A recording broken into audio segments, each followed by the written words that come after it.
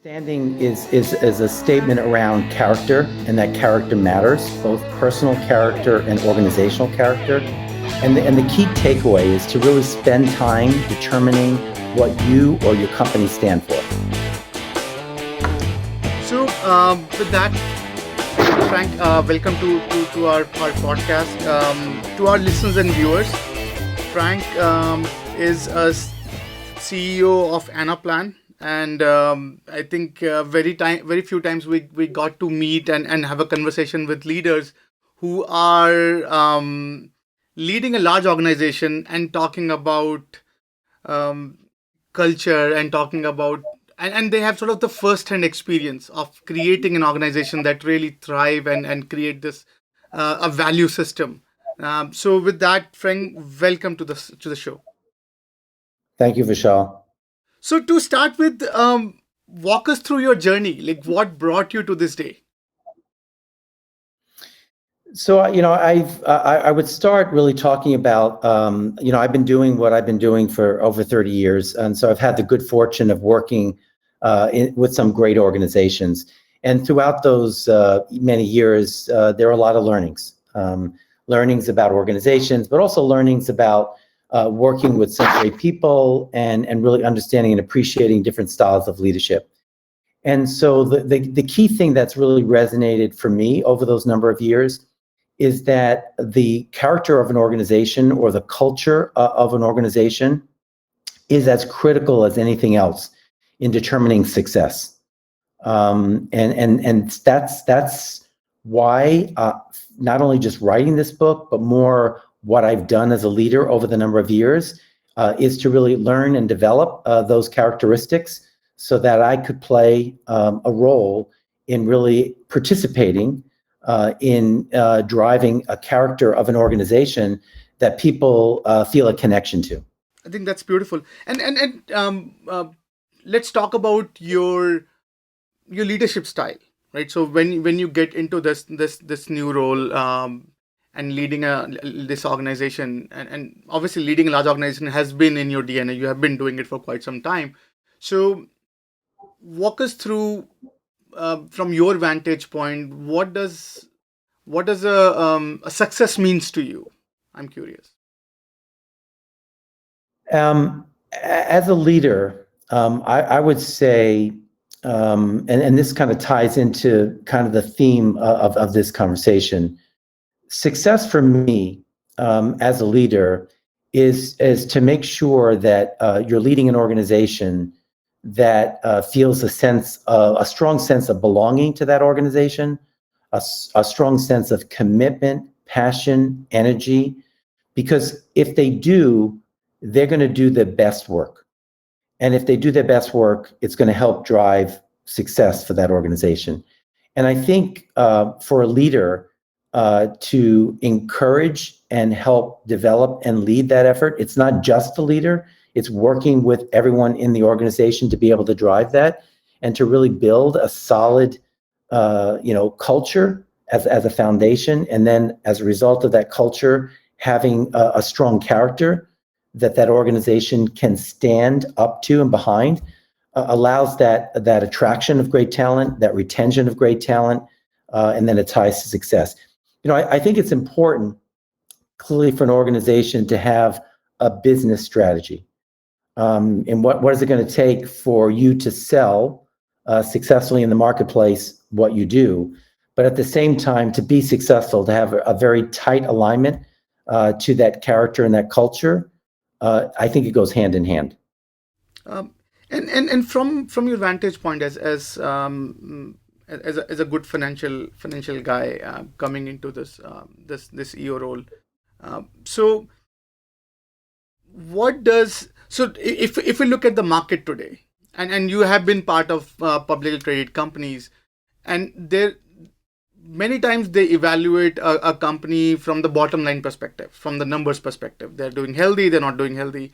And then I was talking to Tim O'Reilly about this idea of how market has this two kind of standards. So one is, say, company like GE. So if the company is very old school, they are treated differently. They have to really not miss their numbers. They have to keep performing. And then on the other side, if you talk about say companies like say Netflix and some of those companies who are extremely tech focused, extremely high PE ratios and all that. And then so when you see today's times where a lot of focus as a leader is going away from say, hey, okay, financials are good, but it'll be good if the employees are happy and healthy. How do you grapple these two worlds from your vantage point? It's Vishal, it's a great question, because I think if you think historically, yes, financial metrics are extremely important. It enables a good metric to determine success, right? What is your business strategy? How do you measure that strategy, and how do you show that you are progressing toward that strategy and those successful metrics? I don't think any organization moves away from that, because I think it's foundational. But I think as society has evolved, let's say even over the last couple of decades, and maybe even more so over the last couple of years, I think, and companies have become much more global in their marketplace. I think the importance of what they do and how they do it is as critical, and it goes back to really the ability to, in a couple of ways. One, have the organization stand for certain principles. Because I think in the past it was just, if you deliver successful results, that's okay. Yes, it makes a difference. But you also have to make sure that you also stand for certain principles and have a guide to enable you, to direct that in a certain level of direction. I will say both the investment community and customers in particular are looking at metrics outside of financial. When we were going through, and I talk about this in the book, when we were going through our IPO process, yes, everyone was focused on what our business model was and how that growth was going to play itself out, as well as profitability. But we had a large number of investors that were also very diligent in focusing on the culture and the character of Anaplan, and doing various due diligence around our culture, around the leadership team, because they understand and appreciate that makes a difference in the end, in addition to the metrics. So that's important. The other thing I think is important is customers also have different expectations of companies that they do business with. Yes, the product that they buy from those companies is critical, but they also want to understand and appreciate what is the value of the organization that I'm buying from. And if it's a negative perception, they're going to steer away. If it's a very positive perception, as far as what that organization stands for and has been able to demonstrate, not only inside, but also in their communities, it makes a material difference in one, them being a customer, and then also them being an excited and also an expanding customer. And we see that for Anaplan as well. We're a SaaS platform, and when our customers buy into our SaaS platform, we want to see them repeat on an ongoing basis. And if they're going to make a decision to continue to work with us, what we stand for becomes important. It's one of the key attributes, I would say, of Anaplan's success. Interesting. So, so you talked about culture, right? So let's spend a few minutes on the very aspect of culture from your vantage point. So you're leading an organization, pretty decently sized organization. Culture is a very individualistic phenomena, gathered and then aggregated as a whole to create a corporate culture, right? So so from your vantage point, what role does a leader play when it comes to creating a culture that is acceptable, or creating a culture that thrives in any ecosystem, vis-a-vis like culture from the floormans or from the lowest on the totem poles, right? So bottom up or top down. So when you look at an organization, how do you decipher that? So first, at a high level, it's both. Culture comes from tops down, but bottoms up, and it's important that it comes in both those directions. And I'll talk more about that. I think a leader has to, first of all, set the framework. What I've seen work in various companies that I've been part of, is really laying out that vision, laying out that strategy, and then what is going to be important to be able to execute against that. It establishes the baseline for the business success, but also it needs to also identify a purpose. An organization that has a purpose allows a connecting point for the people in that organization to connect to, not only just with the vision and the strategy, and that the purpose should be aligned to that vision and the strategy. From there, culture comes from values. The values that the organization, not just the leader has to demonstrate those, but the organization has to feel a sense of connection with those values. What I found work at Anaplan and other organizations, and I'll specifically talk about Anaplan, is that the people within the organization need to participate actively into what those values are, and then what the behaviors are that demonstrate success around those values. And at Anaplan, when I joined several years ago, we embarked on that, right? To say, okay, what are those critical values? We opened it up to everybody in the organization, and we had 67% of the population volunteer to participate in work sessions around input and discussion and debate around those values. And we came away with a set of values that was not determined by me or the leadership team, but it was determined by the company that make up the organization, along with those behaviors. And we've lived with those values and those behaviors since. Yes, they will continue to evolve and be adjusted, but as long as you have that active, tops down, bottoms up, and continued engagement, is where it becomes most successful. And from your vantage point, we hear a word strategy a lot, right? So I'm curious to know how our culture and strategy play from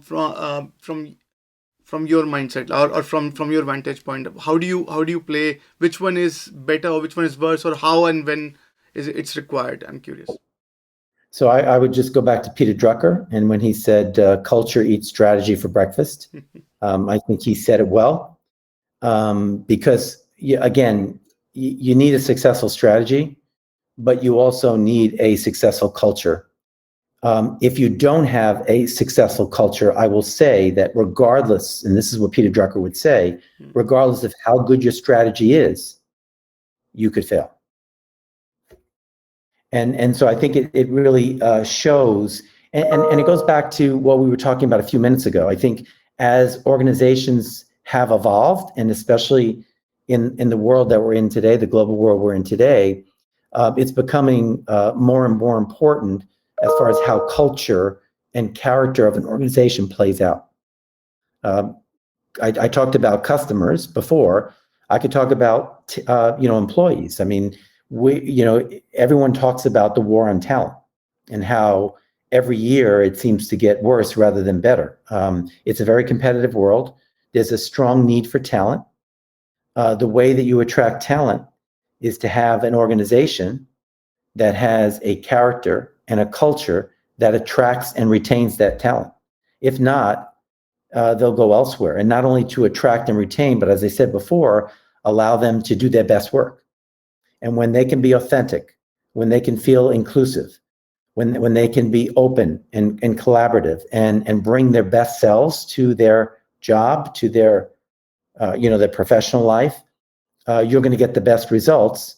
And when that all kind of comes together is where success then helps drive the overall strategy execution. I think that's fascinating, and you talk about last 15 months, and I think that's I think that's a interesting time for all of us, right? And most of us are still grappling and trying to coming back.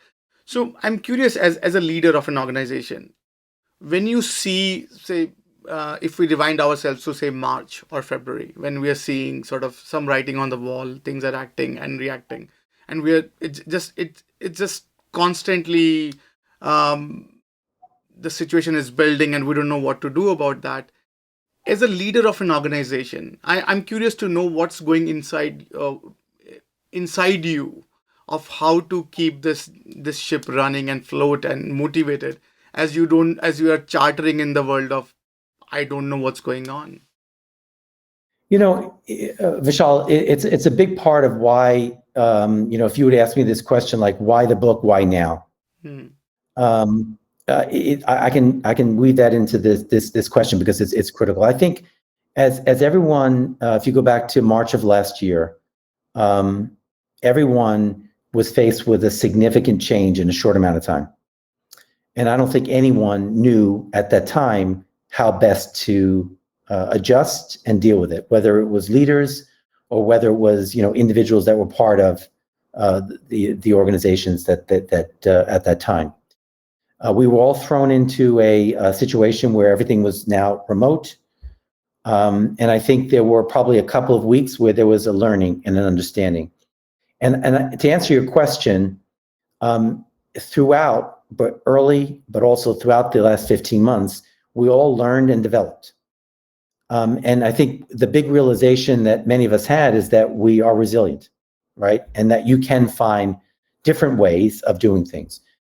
Success for me, and not to say, and it also was an opportunity for me to listen and learn to other peers, because there was a lot of outreach, especially early on in the first couple of months, like, what are you doing? How are you dealing with that, right? So it allowed for a better connecting point to listen and to learn and share. And so from my standpoint, what I learned early on was a point about empathy. Empathy internal and empathy external. Empathy internal was to listen and understand and appreciate the amount of change and disruption that employees in the organization were going through and what it really meant for them and what were ways of helping them through solutioning some of that change and that challenge. Externally, I think first it's with customers, right, that you work with, partners that you work with, and again, empathy and listening and learning what they were going through. And I think by listening and learning, you were able to find ways, again, of reaching out and helping. I mean, from Anaplan's perspective, we created something called Anaplan Helps during that time, where we made our platform available for 90 days for free, because we felt there was customers who were trying to, get their businesses stood up or deal with some societal issue that they were dealing with, and allowing our platform to be able to provide that help was an offer of help. But we learned a lot, and as a result, we developed some great goodwill as part of it. And then the third part is the listening and learning, or showing empathy in the communities that we were part of. I mean, shortly going into it, Black Lives Matter with the George Floyd situation, but various other things then developed throughout the year. Listening and learning what that really meant to the community, what that really meant to members of our company, either actively participating in that or just listening and appreciating some of the dynamics that went around that was also a good learning experience of really kind of expressing empathy. So the first step was empathy. The next step was being somewhat inclusive in bringing others in to help work through some of the solutions and some of the challenges. And I think as a result, organizations, found ways of working through it. We found that it was okay to work at home, to be able to deal with the personal as well as the professional. It was okay to engage with others, remotely through video rather than in person, and things, continued to progress and improve over a period of time. So I think that was kind of the biggest learning experience I developed, and reaching out to other CEOs and hearing and listening to what they were doing and how they were working through that allowed me to then create some more notes and more nuggets and more experiences that I wanted to share in Upstanding. Thank you for sharing that. Now let's spend a few minutes on the book. So, by the way, very interesting title. Why the title? I'm curious the story behind the title. So I think the character, as I said at the start of our conversation, this personal character is this corporate character. And I think all of us, from a personal perspective, would like us ourselves to be viewed as having an upstanding character, right? I mean, that's what we all strive for, right? And I think, and there are a lot of good things that go around that, an upstanding character. But I think upstanding character also applies to an organization. And if an organization does truly have, as I said before, a purpose with values and behaviors that are acknowledged and supported, and that becomes their the kind of the guideline for overall success. I mean, you could strive and should strive to have an upstanding character for an organization. And I think that upstanding character then starts aligning to your success as a business and as an organization. And thank you for sharing that. So I'm curious to know, at what point you thought, hey, let me write a book about character, like from your journey. Is it because of the life hacks that you have seen that has helped you be where you are today? I'm like, when I was reading, I was curious that at what point you said, okay, let me pen it down. So again, I've been doing this over 30 years. I've worked for some great I've been fortunate to work for some great organizations that have really had culture as a foundation. I mean, it's been over 20 years at IBM. And the years I was at IBM was growing at a very successful rate. The key that was part of that culture was respect for the individual. And I remember early on in my career, really understanding and appreciating the level of respect that I received as an employee of IBM that allowed me to have a very successful career over those 20 years, which is why I stayed. That has resonated with me throughout my career. When I worked at Cisco for over 12 years, I worked with a group of leaders, John Chambers and others, that walked the talk when it came to culture. Again, part of an organization that was very successful. I was there, growing very aggressively, but spent a significant amount of time as leaders, but also encouraging all in the organization to focus on what made Cisco special from a cultural perspective. When I went to Red Hat, Red Hat was known as an open source. It is an open source company as far as product, but it also had an open culture that allowed a lot of empowerment throughout the organization with accountability, but allowed people to be authentic, to be able to speak their mind, to be able to contribute regardless of level. And so from that perspective, I learned another aspect of culture. And so my years of experience, not only on the business side, as I talked about earlier, but more on the cultural side, allowed me to see the importance of culture and character. And so I've developed a lot of good experiences. I've also been able to, in those companies, engage with a lot of other leaders, whether they were customers of mine, colleagues, or even peers, other CFOs, that I was able to learn their perspectives around culture, around character. And then over the past 15 months, with all the change that was going on, as I mentioned, it had me step back and reflect to say, all of that, this is a time where maybe others could appreciate not just my experiences, but also some of the other leaders. And I talk in the book, I've interviewed a lot of other leaders during that process, and I shared their direct thoughts around culture, around character in various sections in the book. And so I felt this was a good opportunity for others to learn from that as well and try to capture that within Upstanding. I think that's fascinating. So, from your vantage point, how do you know if an organization is character led? Like if they are, if their culture is inspired or they have a character led organization? I'm curious. Ask the people. I mean, so there are different measures, and so let me kind of go down that path. I mean, most organizations have done the traditional, which is surveys, right? As far as, and there's certain questions in surveys that really get at culture or character. And I think those continue to work because you can get a sense of the morale, and the sense of morale is usually tied a lot to the culture. And so you can learn when you have a strong culture, when you have areas that require some attention. So of course, having not too many surveys, but having the right questions asked at certain times to get that barometer, I think is important. There's something else which we're experimenting with right now, which I think is going to be important, hopefully going forward, which is what I talk in the book about a belonging index, where it's a different type of survey because the questions are different, but it starts to ask questions around how you feel about your sense of belonging within that organization. We're doing some work right now with UC Berkeley and professors at UC Berkeley that have already begun experimenting around belonging now for some period of time.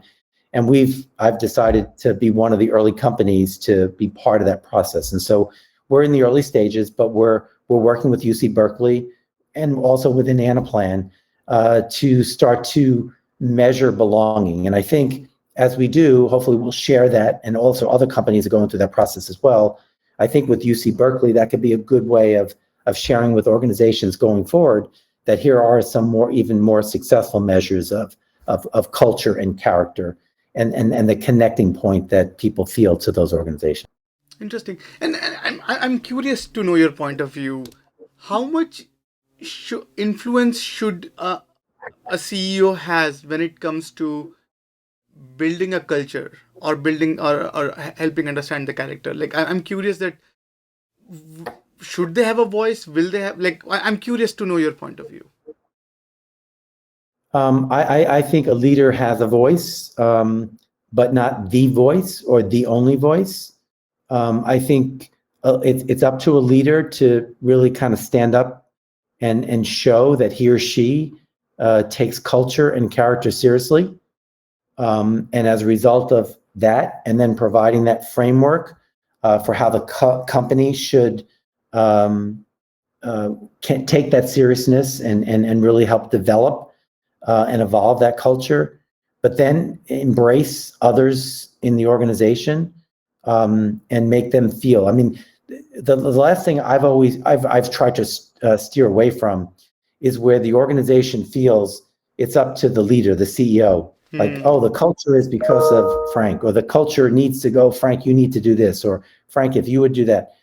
Yes, a leader helps set the direction, but a leader is not going to enable that to happen, the people in the organization. So if the leader can then turn it back and say, we can work together in these ways, and I'm relying on you to make the difference as well, that makes it a two-way street. And I think that's where a good culture can continue to evolve and be positive. Thank you for walking us through that. So when you're writing this book, what is the reader that you have in mind? Like, who did you wrote this book for? So it brings about my experiences. It brings about other experiences from organizations I've been part of and other leaders that I've been connected with. And so it's written for anyone that wants to learn about the importance of culture and character in organization, some ways to enhance culture and character in a positive way, and then also how they could help participate in the strength of culture and character in an organization. I think that's awesome, and thank you so much for helping us understand what's behind Upstanding, and thank you for putting it out there for folks to learn and understand your vantage point and how to build a robust culture and a very inclusive character, and thank you. So now we are. By the way, one thing I want to jump in there on that point. Again, I'm not perfect. We're not perfect in Anaplan. Learning and experiencing. I see also Upstanding as a further vehicle for more dialogue and discussion around this. And so hopefully my other objective is to continue to learn, not only within Anaplan, but from others, the reactions to the book, various other forums that we can have as a result of having more dialogue with leaders or even folks within organizations around this topic. Beautifully put. So now let's get on a segment we call rapid fire. So basically, how this will work is I'll ask you something and just tell me what comes to your mind, and then if you feel you want to add more, feel free to add more as well. So should we start? Yeah, sounds good. So startups. I would say exciting and also greenfield optimism. Entrepreneurship. Brave and rewarding. Failures. I mentioned this before. I think they're essential in the learning experience. Growth. It doesn't happen by chance. Culture. I really think that's the secret sauce. I mean, like I think we talked about throughout this this session. It becomes your ability to be successful, to really win. Interesting. Founder. I've worked with quite a few founders over the years. I would say a true believer, someone who's unwavering with his or her beliefs, and as a result, in most times, they get success from that. Disruption. Oh, I guess as I think about that, people come to mind. People like Thomas Edison, Martin Luther King, Mahatma Gandhi. People that I think really have brought about significant change from disruption. Interesting. Jobs of future. Doing what's right. Future of startups. I would say innovation continues to thrive. I think that's going to be important for future startups to continue innovation. I mean, that's where innovation comes from. Even at the smallest levels with startups and how they go about doing what they do, both from a business and I think also it extends into some of the social issues that startups take positions on as well. Future of organizations. I guess I have to say this: character matters, right? As we talked about, I think we're at a point right now where I don't think organizations can go back. I think they can only go forward with all that we've experienced. And I think going forward means that character is going to be even more important, like it is in personal character for organizations, for customers, as well as for employees. Thank you for sharing that with us. And we ask all of our guests to share some of the books that they have read that have inspired them. I'm curious, like there are some certain books that you want to call out. So one, as you bring that up, To Kill a Mockingbird kind of comes out to me. And I'll tell you, I read it many, many years ago. And it always made an impact to me. And then more recently, my son had to read it as he's going to school. And so we had to have a little bit of a dialogue on this. And then right before we went into COVID, I was in New York and I was able to see the Broadway play, which I thought was outstanding. It was so moving. The acting was fantastic. The story, of course, was fantastic. And I was moved to the whole, I think it was like 2.5 hours. But I think it's one that it's a classic in so many different ways. And it's kind of resonated with me at different parts of my life. And I think even now, if I reflect back with some of the core themes of the book, it's very relevant today. Thank you for sharing that. So now, last but not the least, so if you want something that our listeners and viewers could take away from this conversation, what would that be? What would be your closing remark for our listeners and viewers? I guess that as I started, I would end with the whole thing about character. Just like personal character is important to each and every one of us, organizational character is as important. And I would, again, ask all of you to give some thought to organizational character as far as the organizations that you're part of, and to self-reflect on that, but also to see what you can do to help, improve or drive a better, more engaged organizational character for the people in the organization and also for those around the organization, customers, as well as society in general.